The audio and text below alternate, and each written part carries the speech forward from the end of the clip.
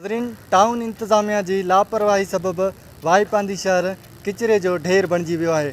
ताज़ो वाईपांदी शहर जे लाइ मंज़ूर थियल रोड जो कम पिण रोलड़े जो शिकार थी वियो आहे। अचो त इन सॼी सूरत हाल बाबति हितां जे शहरनि सां ॻाल्हि ॿोल कयूं। रोड के बारे में असां हिते आया त नालियूं वारियूं बि हिते अॼु रुकावट थी वियो, तमामु कमु बंदि थी वियो आहे। इन जे करे चऊं था असांखे माना कुझु सहूलियत मिले त कंध किचिरो पाणी माना ॿाहिरि हलियो वञे। हिते जीअं शहर में गॾु न थी कुझु बि न आहे कयो। हिते केरु अचे ई कोन थो।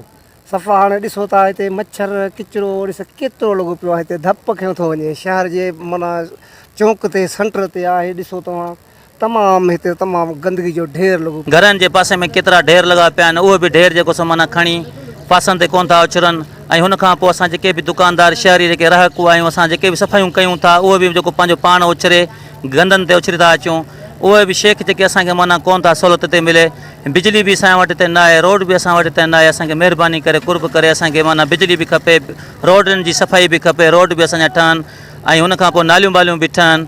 ऐं हुन खां पोइ जेको सो हिते जेके बि शहरी असां सभु तकलीफ़ में आहियूं ऐं असांखे का बि सहूलियत हिते नथी मिले। असांजी सफ़ाई हिते शहर में मुरागी न आहे। जेको मथां जेको फंड अचे थो उहो बि असां ग़रीबनि मिसकिननि खे कोन थो मिले। हिते शहर वाईपांदी में का भी सहूलत कोन्हे को। तव्हां पाण ॾिसो पिया था, ही शहर गंदगी जो शहर माना बणिजी चुको आहे। ऐं न को रोड जो कमु मुकमल थी चुको आहे, न को होॾूं माना जोई खां अचूं था त बि ज़लील रस्तो आहे, ज़लालपा वॾी का बि सहूलियत अहिड़ी कान्हे। त ही शहर वाईपांदी बि तव्हांजो ई आहे।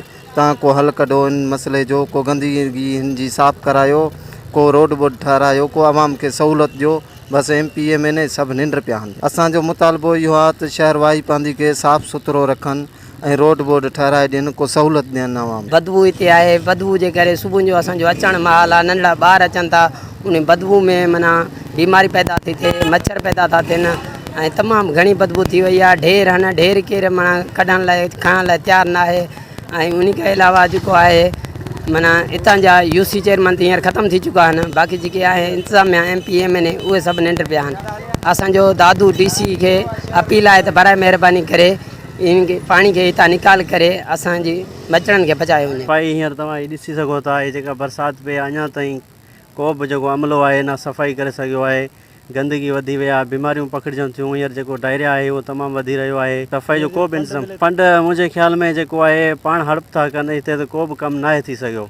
शहर जी जेका सफ़ाई आहे तव्हांजे साम्हूं आहे, गंदगी लॻी पई आहे, शहर सॼो गंदु लॻो पियो आहे। असां इहो आला अख़्तियारनि खां इहो चवंदासीं नोटिस वठनि ऐं शहर में विज़िट करे वञनि, ॾिसी वञनि छा सूरत हाल आहे। नाज़रीन, तव्हां हितां जे शहरनि जूं ॻाल्हियूं ॿुधियूं। हिननि जो मुतालिबो आहे त जल्द खां जल्द शहर जो सफ़ाई कराए असांजा जेके मसइला आहिनि हल कराए वञनि। कैमरामैन सतार जमाली सां गॾु हफ़ीज़ जमाली, धरती TV वाईपांदी।